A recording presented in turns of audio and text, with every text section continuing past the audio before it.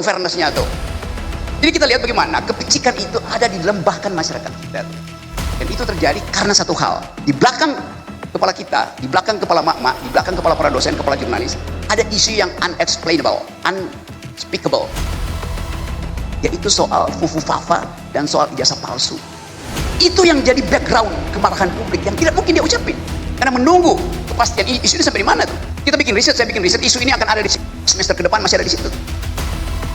Jadi kita mau coba bahas sekaligus apa yang kita sebut sebagai reformasi. Sebetulnya basisnya adalah kecurigaan masyarakat sipil terhadap penyelesaian kasus-kasus yang sangat sensitif. Mereka tidak bisa ucapkan. Saya pakai satu istilah, deep psychology, psikologi dalam masyarakat kita adalah bimbangan, kecurigaan, ketidakpastian.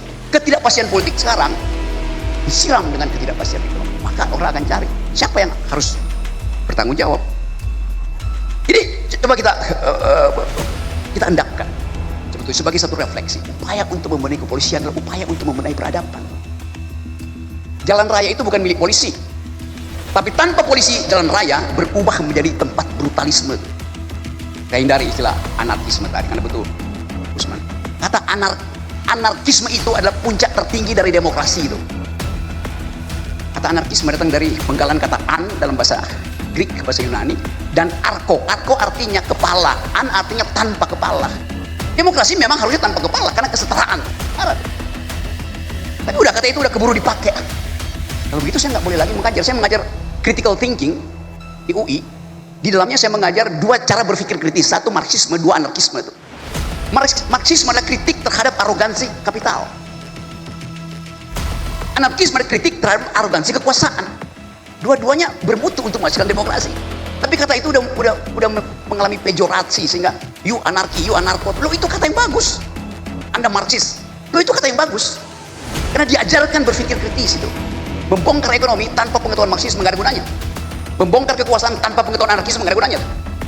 Jadi itu pentingnya kita belajar bersama-sama di sini. Tapi itu hanya mungkin dilakukan kalau ada persahabatan antara polisi dan masyarakat sipil. Polisi membutuhkan organic partner yang organis. Partner yang ada dalam satu ekologi, yaitu masyarakat sipil. Tentara tidak memerlukan masyarakat sipil. Tentara hanya bekerja melalui komando. Polisi tidak begitu. Polisi dalam meritokrasi fungsi mendahului komando. Sebaliknya dalam militer fungsi itu disebabkan karena ada hierarki komando. Polisi fungsi mendahului komando. Bisa dijelaskan gitu, Prof? Anda kalau punya poin, pangkatmu itu 3 balak, bisa bertengkar dengan yang 3 bintang supaya terlihat betul-betul penguasaan tentang situasi.